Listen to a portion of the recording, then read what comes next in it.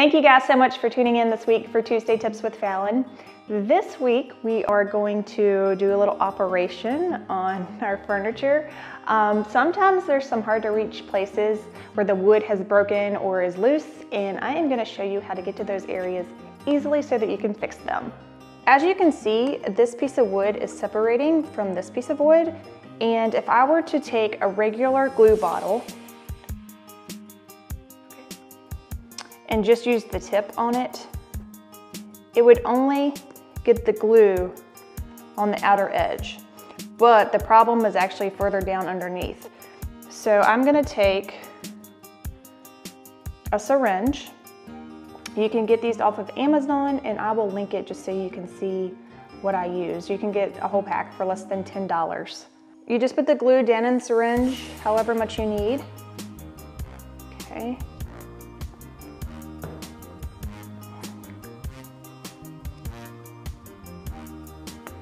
And it can fit up underneath of here so well.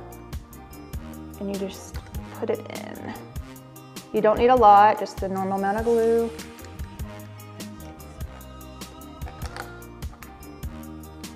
So that you can still see the glue, and there's a good chance that the glue will come out when I clamp it down, but that's not a problem.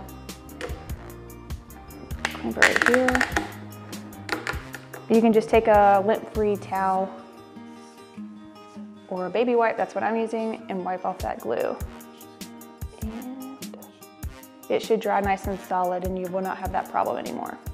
If you do not have access to the syringes, I'm gonna show you a different way to do it. But you just take your glue, and this is like a tongue compressor. You could use a paint stick, whatever's easiest, or whatever you have on hand. Stick. It gets a little messy this way, but you would just open this area up, and put it in there that way. And then you would clamp it again. So those are two really easy ways to get the glue in those hard to reach areas that don't have big openings.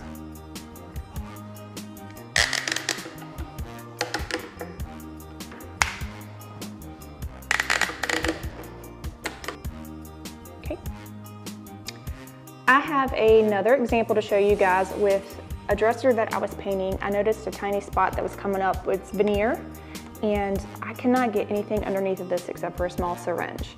And I don't want to leave it, because if something were to catch it and snag it, it would break off and be very obvious. So I'm going to just kind of slide it up underneath there.